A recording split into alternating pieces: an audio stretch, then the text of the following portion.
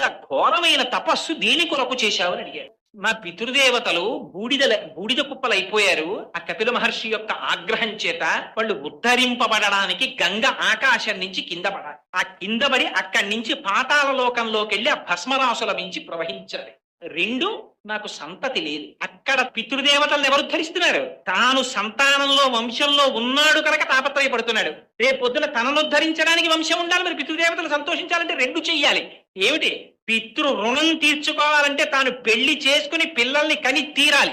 ఆయన అన్నాడు, నీకు బిడ్డలు కలుగుతారు, వరం ఇస్తున్నాను. కానీ మొదటి కోరికున్నదే ఆకాశం నుంచి గంగ కింద పడాలని అడిగావు కదా భగీరథ. ఆకాశంలోంచి గంగ కాని భూమి మీద పడిందా?